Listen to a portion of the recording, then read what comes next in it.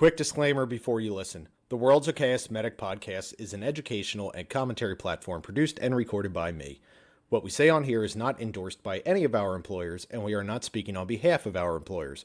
Our commentary is our own. Finally, remember to follow your local protocols.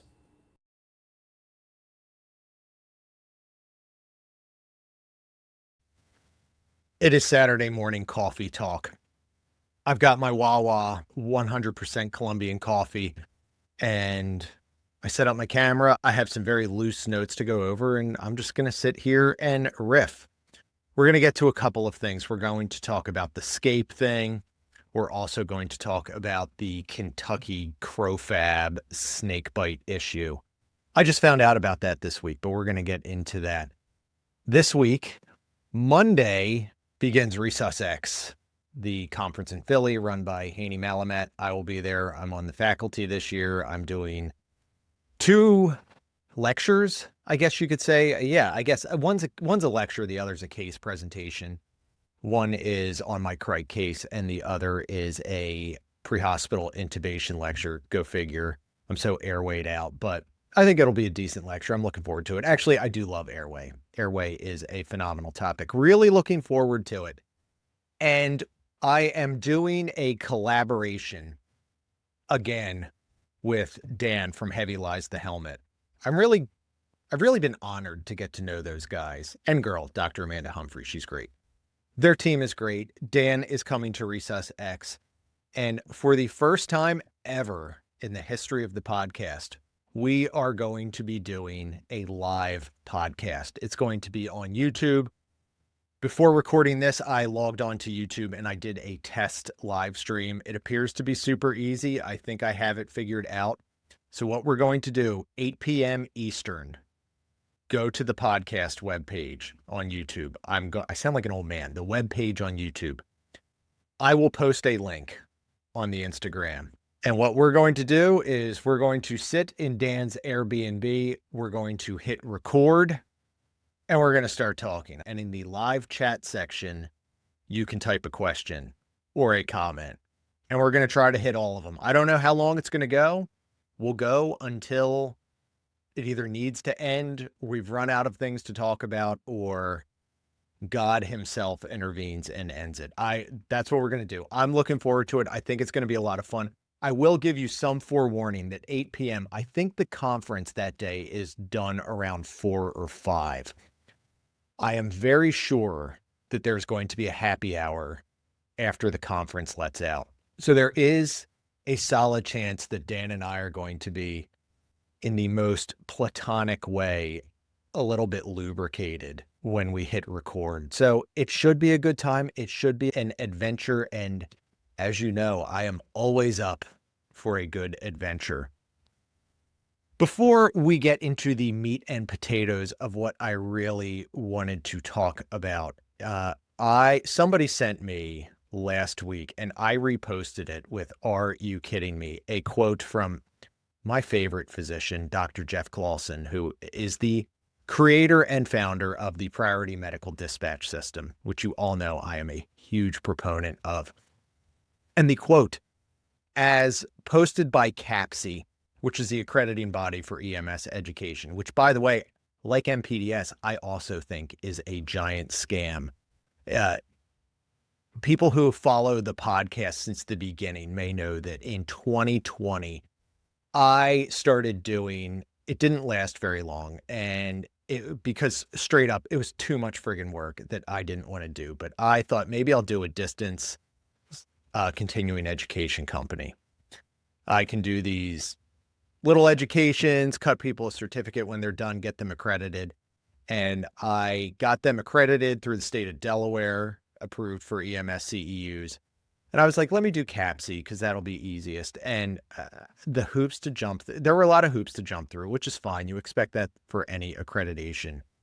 But man, what a friggin' money-making machine for CAPCE. It was just, they get a cut of every CEU.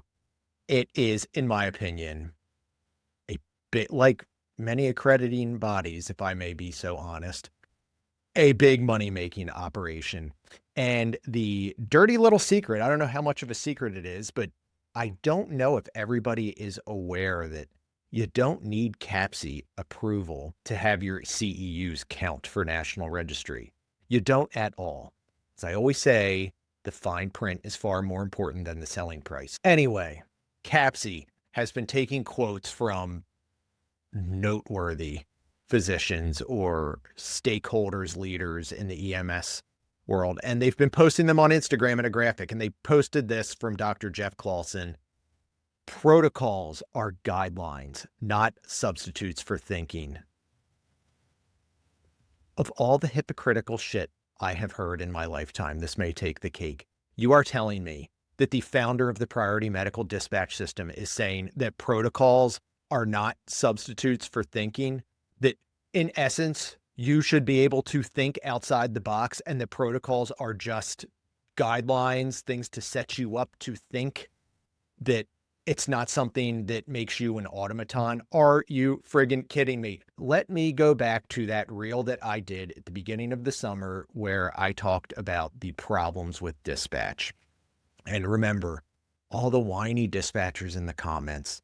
I believe there were 480 some comments in the comment section on Instagram. Go back and read them. Tell that to all of the 480 dispatchers who were saying, I have to follow the PMD algorithm as is. If I deviate from it, I will lose my job.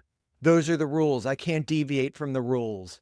And largely they're right. As much as they were whining, as much as they pissed me off, they are right. They will get shit if they deviate from the protocol. So you're telling me that this guy who wrote this protocolized algorithm that the user cannot deviate from gets on here with a straight face and says protocols are not guidelines, substitutes for thinking, makes my friggin' head spin. This is the same guy who also, I mean, let's just not even talk right now about the sheer amount of pseudoscience and evidence-based research that has been published where he's a primary author. No bias there. I mean, if you're profiting off of a system and you're writing articles to support its, like, bias. But anyway, he also wrote a comment. Let me dig up and find this. All right, I found it. This is from the Journal of Emergency Dispatch. This is another hypocritical comment. As you know, if you have lived and experienced EMD, you know that it over triages the F out of everything. And data supports this. Data that was not written and published by the creator or people who have a financial stake in MPDS. Those people have written that MPDS greatly over triages things. Maybe you get more lights and sirens use than you would if you didn't use MPDS, because it seems like everything is a Delta or Echo call. But he commented in this Journal of Emergency Dispatch that as many as 12,000 emergency medical vehicle accidents occur each year in the United States and Canada as a direct result of red lights and RLS, red lights and sirens use, or running lights and sirens, whatever, RLS. In addition, because of what we call the wake effect of emergency units disrupting, confusing, and startling other drivers, blah, blah, blah.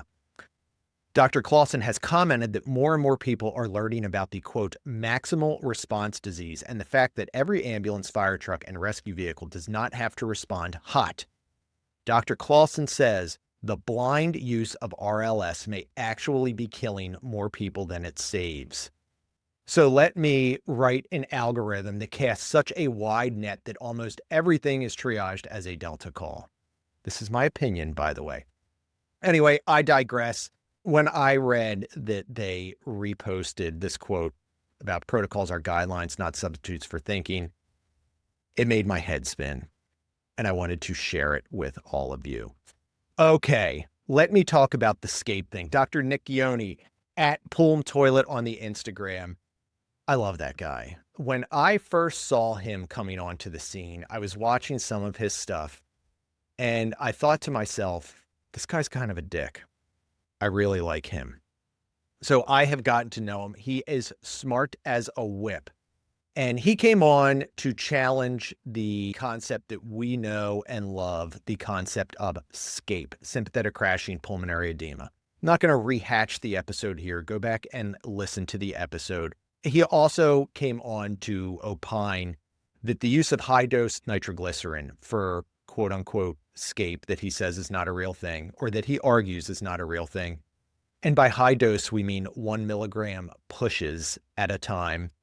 That is dangerous. And that since scape is not a real thing and you are giving these 1 milligram high dose pushes, you may actually harm the patient. And this goes against the grain of what is in the blog sphere, the emergency medicine blog sphere, because Weingart, Farkas, they have written about scape. It has gone wild. I know the people from I think it's the MCHD. I may be mixing up the letters, that podcast. One of those doctors published an article about scape and high dose nitroglycerin being safe and effective for EMS to use. So what Nick was saying really went against that. And I think he made in his own way, I think he made a very good argument for it. I think it is necessary for us to step out of our comfort zone and talk to people who aren't in EMS, who aren't in emergency medicine. Because emergency medicine as a specialty has a dominant hold on EMS. And that makes sense. It's completely logical and maybe necessary that EM physicians are the ones who oversee EMS. That makes total sense. But it is nice to get input from pulmonologists, intensivists, cardiologists, who have a more specialized and more nuanced view of things. Does that mean that they are right? No. Does that mean that EM physicians are stupid or wrong? Absolutely not. But it brings a new perspective and it brings things for us to think about. And I thought that the discussion was great. And Nick and I were talking about the comments because some of the comments were very spirited, some were angry, some were very eloquent, some, I think, exhibited that the commenter thought they knew more than they really did, which always happens. Whatever. It was a spirited, involved discussion.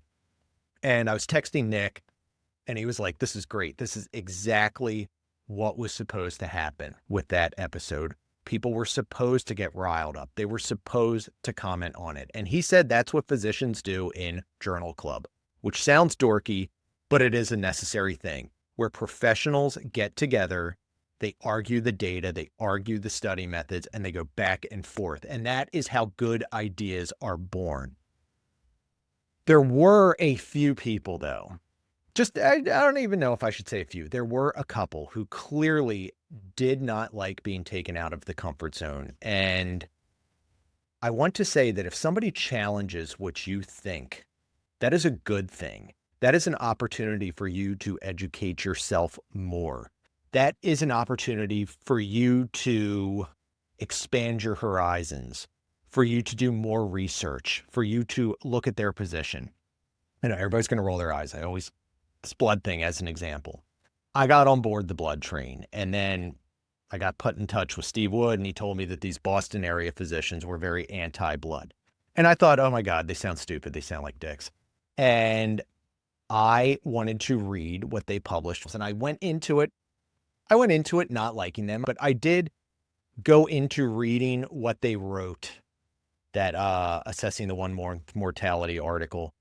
I went into it with an open mind that maybe they were going to make a good argument. Now, I don't think that they made a good argument, but the point that I am trying to make somewhat meanderingly is that when you hear a view you don't like, or that goes against the grain of what you think, or that makes you uncomfortable, use that as an opportunity to learn the perspective of the person who is countering what you think or what you say, and really critically, but genuinely appreciate what they have to say or what their argument is. Doing this keeps you on your toes. It makes you better at defending your position. That makes your argument better. That makes you smarter. Don't just have this knee-jerk reaction and say, oh no, you're wrong.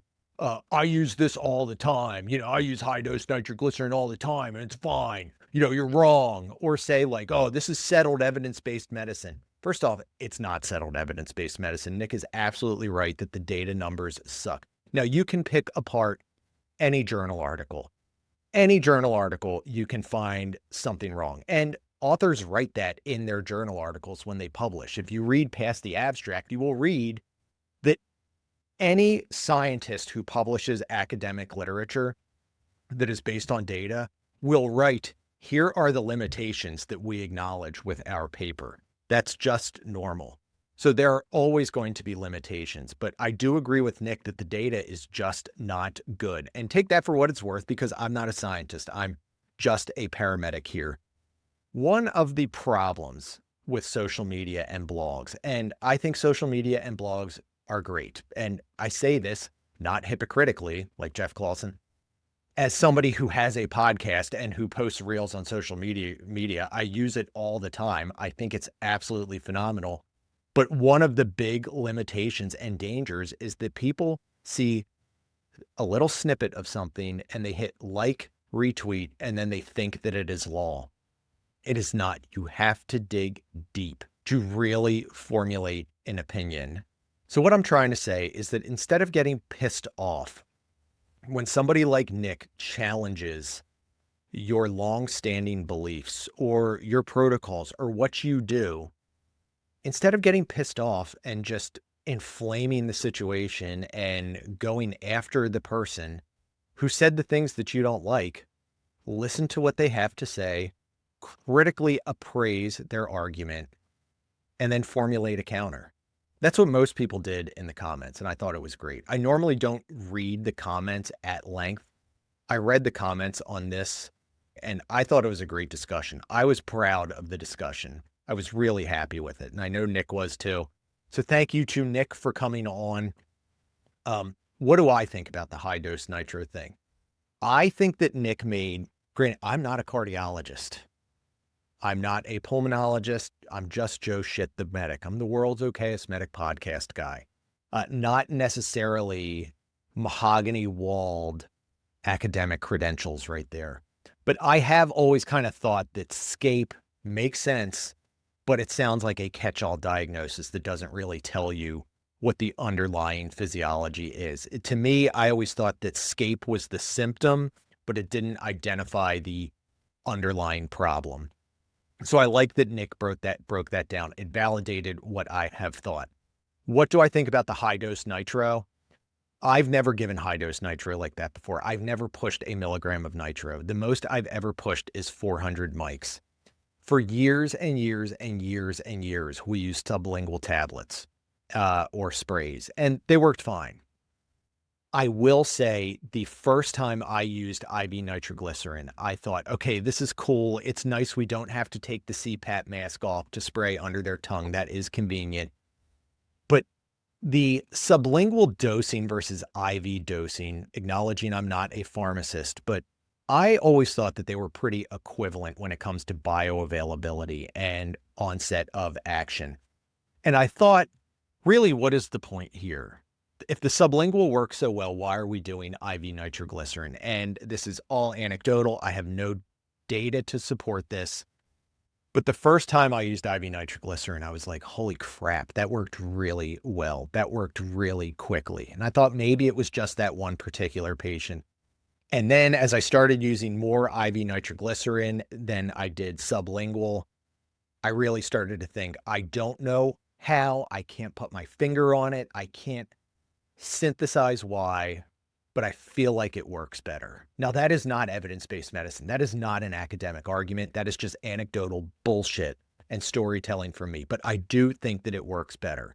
Now, we're not doing a lot of this on the helicopter. This is almost exclusively a 911 pre-hospital thing. We do give a shitload of nitroglycerin for pulmonary edema at my ground job. It happens all the time. And we use IV nitroglycerin the vast majority of those cases, because if they meet a certain hypertension threshold, we can use the IV nitroglycerin. We give a 200 mic push, and then we start with a low dose infusion and we go up from there. I have to say that I have had smashing success with a 200 mic push followed by a low dose infusion that we titrate up. I don't think I've gotten past 50 mics on my infusion without the patient getting drastically better. I have not seen much hypotension.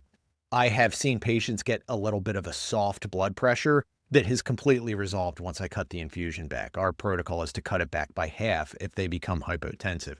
Now, if they already were, and we talked about this on the podcast, if they're already 260 systolic and then their pressure's soft at 92 systolic, that's a friggin' giant drop, and that's not good. But I'm saying that I have seen a lot of success with IV nitroglycerin. I really, from what I have seen, I've become a believer in it. I don't think that the data is that good saying that IV nitroglycerin is better than sublingual nitroglycerin. So that's what I have to say. I don't know if I answered any questions, but again, I'm kind of rambling here. But then again, we're also not doing a milligram push. That's a lot of friggin' nitroglycerin. Now, is that safe in somebody who's got a blood pressure of 280 systolic? Maybe. I don't know. But it was a pleasure having Nick come on. It was nice hearing the perspective of somebody who's in the hospital past the level of emergency medicine. And the last thing I have to say is on the randomized control trial thing. People love to throw the term randomized control trial. I've talked about this before on the podcast. A double-blinded placebo randomized control trial is indeed the gold standard in scientific medical research. At least that's what I was taught, and that's what everybody seems to think.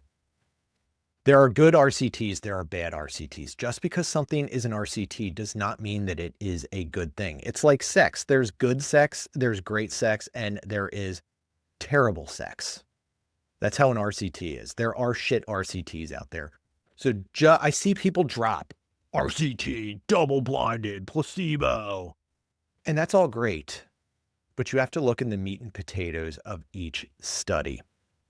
Just because something is an RCT does not mean that it was good science. We talked about this with Dr. Antevi and Dr. Peel when they came on to talk about blood. Does everything need an RCT? Do you need an RCT to say that parachutes work, or that ice cream tastes good, or that a back rub is pleasant? I don't think you do. But evidence-based medicine, RCT is the gold standard, but there's good RCTs, there's bad RCTs.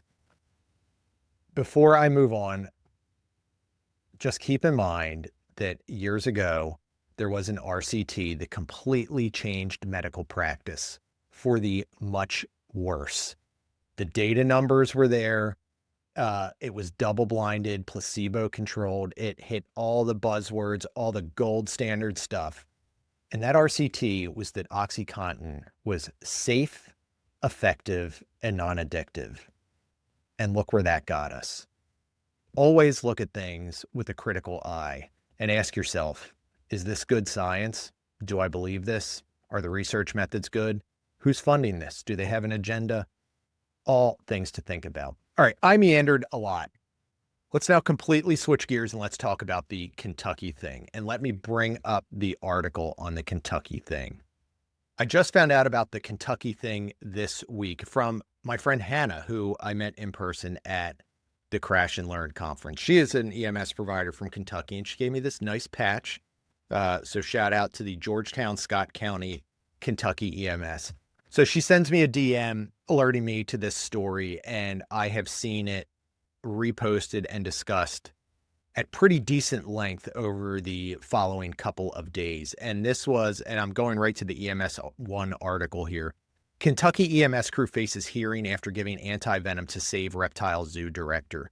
So this zookeeper from a reptile zoo got bitten by a mamba snake. We can make jokes about being attacked by a black mamba, but we will defer because we're mature adults here. Anyway, this guy got bitten and EMS responded, and the zookeeper had anti-venom. I'm assuming that it was crofab because I'm not an expert in this stuff, in snake bites, but I'm assuming that it is crofab because in North America, that is the primary FDA approved anti-venom. So anyway, this zookeeper presented them with, hey, I've got the antidote. I'm dying. You have to give it to me. Now, the paramedics realize that this is not in their scope of practice. Apparently, it's in the scope of practice of a wilderness EMT in Kentucky, but not a regular paramedic. Also, as an aside, I don't know who is carrying crofab as far as wilderness EMTs, because the average list price for a vial is $3,198. So not necessarily cheap to carry, and you got to give many vials of it. That's a lot of friggin' money for paramedics to carry. I mean, we have EMS administrators who don't want to carry cyano kits that are life-saving that we know work because they're like $1,000 a pop. So the paramedics were like, what do we do? The zookeeper says, I'm dying. You got to give me this crofab. Oh my God, I'm dying. So they called medical control. Smart. And in conference with medical control, they decided to give the guy the anti-venom. I don't know how they gave it. I don't know the meat and potatoes of the story. I will say there is always more to the story. There's got to be more to the story than what we are reading. Anyway, so the guy's life gets saved. And now these paramedics acted outside of their scope of practice and gave crofab despite having medical control approval to give it. So the question is, one, did they do the right thing? And two, should they be getting in trouble? I have very mixed feelings about this. It is a very bad situation to be in. Now, it seems simple, like, yeah, why not? You've got the antidote there. The paramedics are trained to give medications. Why not give it to the guy? It makes total sense. But it's a bad position to be in because it's not in your scope of practice. We have a guy in our district at my ground job who is on it's a very uncommon continuous medication that he is always on for a pulmonary problem. And there have been a few times where he has had problems with his PICC line. And the family's called 911 and they said, well, he's not going to the hospital. We just want you to start an IV and hook up this medication to the IV. That's not in our scope of practice to give it to that guy. Now, it's a simple fix, but it's not something that we do. And it has put us in a very bad position. And the patient and his family are very much not nice about it. But it's a bad position to be in. It also brings up the ethical question of, can you act outside of your scope of practice to intervene and potentially save a patient's life? Cue in the ancient discussion of pre-hospital resuscitative C-sections. We have all heard stories, whether they're true or not, of paramedics performing field C-sections and then getting drummed out of the profession. But it saved the patient's life. I don't know. These are ethical questions that philosophers can discuss. I don't have a good answer to this question. You, as a paramedic, we are physician extenders. We are not physicians. While we practice medicine, we cannot act outside of our scope, our protocols, to practice more medicine than what we are allowed to under policy, statute, law, whatever. We cannot act out of our scope of practice. We just can't. Now, normally that's going to be totally benign stuff. Like you go pick up a patient, the doctor says, hey, can you put them on these settings of BiPAP? No, we only have CPAP. All right, that's fine. It's very often benign stuff. Hey, can you give cardine like Nick was talking about? No, we have nitro. All right, that's fine. Just give the nitro. But sometimes, rarely, you do get these big questions of, hey, can you do this? Well, yeah, we could. I know how to do that, but I can't because it is not in my scope of practice. You cannot act outside of your scope of practice. And if that means that a zookeeper presents you with a vial of crofab and says, give this to me or I'm going to die, you can't do it. Whether medical control says you can do it or not. I'm glad they called medical control. I think that adds in a nice layer of defense for them, but they acted outside of their scope of practice, plain and simple. So let's go to a more granular level with this particular case, with the details that we know about the case, which are pretty scant. I didn't go digging. I think I probably could find out more details if I wanted to, but I didn't. I am not sure that if they didn't give the crofab that the guy would have died. I don't know if that holds water. I saw a quote in a couple of news articles where they interviewed ER doctors who were involved in this guy's care, and they said, oh, these paramedics saved that guy's life by giving him the crofab. Did they, though? I have questions. Now, I will say that I am not a snake bite expert. I have taken care of one rattlesnake bite ever in my career. And that was just kind of peripherally took care of him. I was not the primary provider on it. I am not an expert in this. There are snake bite experts out there. I am not one of them. I do have some cursory knowledge about CroFab, about snake bite treatment. I did refresh on some stuff while I sat in the car line waiting to pick up my kids from school. So let's talk about CroFab. If I had this zookeeper present me with a vial of CroFab, I would think, what the hell am I supposed to do with this? CroFab, I have always been told, is not an easy drug to administer. And looking at the CroFab website about how to administer it, it does indeed appear to be a pain in the ass. It is administered over 1 hour. You have to draw up multiple doses of it, 4 to 6 vials initially over 1 hour. And then often repeat doses are needed. Optimally, it is most effective when given as soon as possible after the snake bite, but you can give it hours later. It is still effective. I think one source I read said up to 5.5 hours after the initial bite, it is still effective. So did those paramedics really need to give it? I don't know. I wasn't there. But what does seem clear to me from reading about the paramedics giving it and saying it's going to be life and death whether I give this or not, which actually might not be a thing. I did read, granted, it was case reports from Life in the Fast Lane.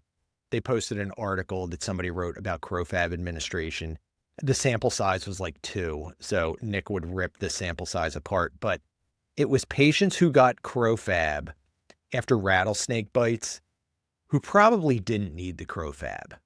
Now, who needs it versus who doesn't need it, I'm not an expert. I don't know. I am not going to be one of these all too common EMS content creators who is opining or teaching things that I don't know about. I'm not going to do it. But I don't know if the guy really needed the CroFab.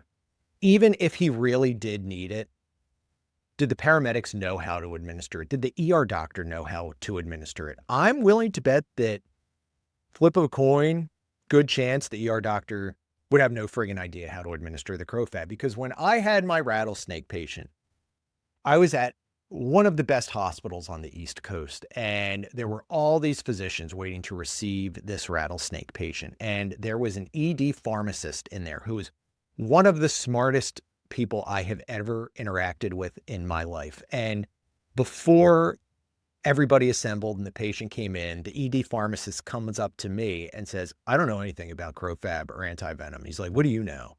And I was like, I don't know shit.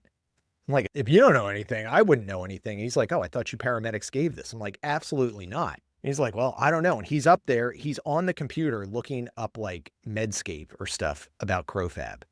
The ER doctors looked at this pharmacist and were like, all right, what do we do? And he's like, I don't know. I'm looking it up.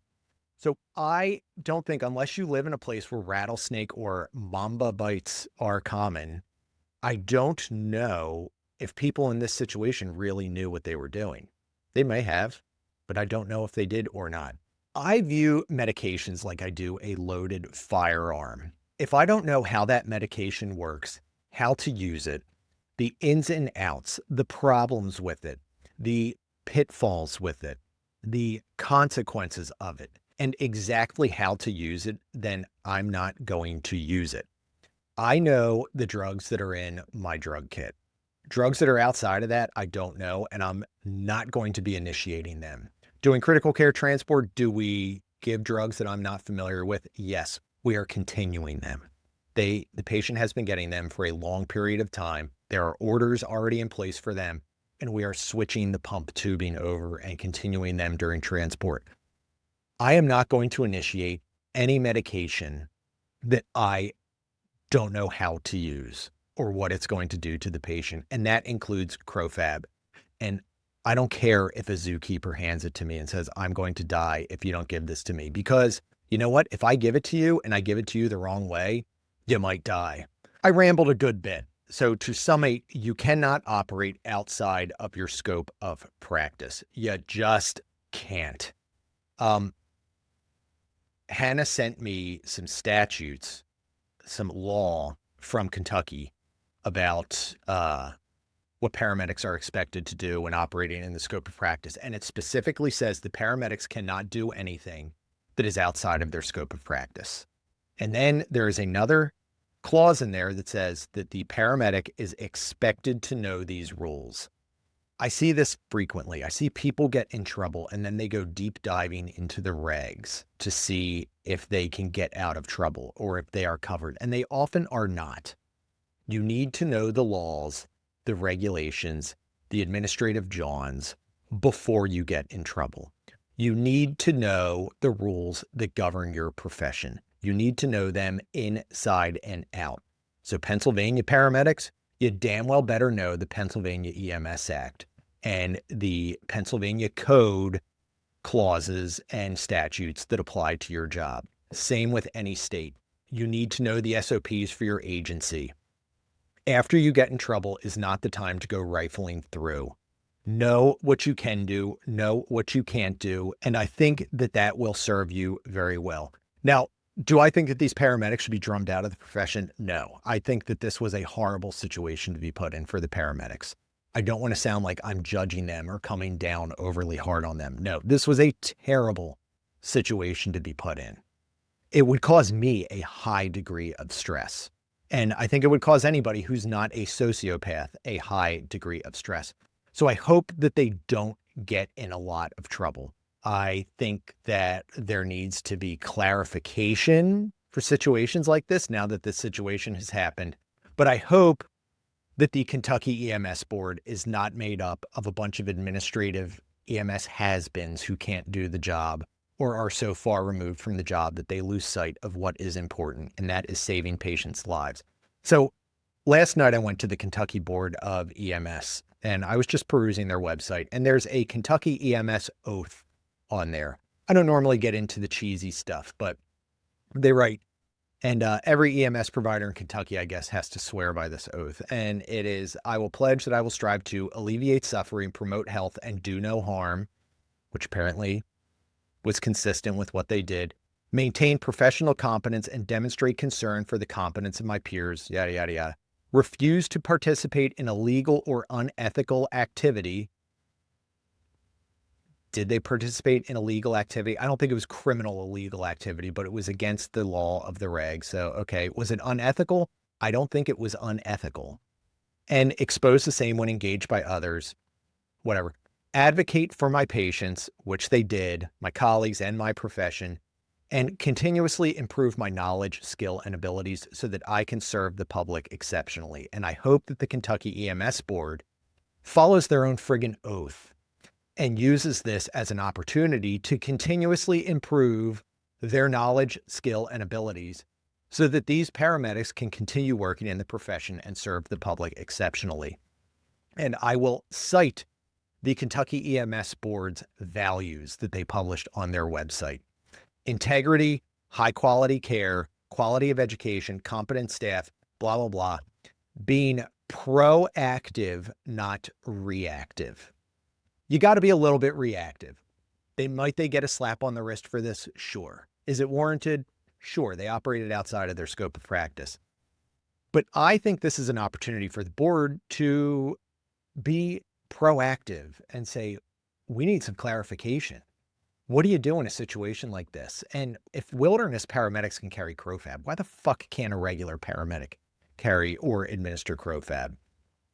So highly motivated and progressive board, advancement of the EMS profession, and then ethical standards in dealing with issues. So I hope that they aren't a bunch of knee-jerk douchebags. I hope that they handle this appropriately. And I hope that everybody ends up being okay. It was a bad situation to be put in, but the lesson learned, you can't operate outside of your scope. And I think that's what I've got for Saturday morning coffee talk. So I hope to see you at Resus X. Tune in for the live podcast. I think it's going to be a lot of fun. And I'll talk to you soon.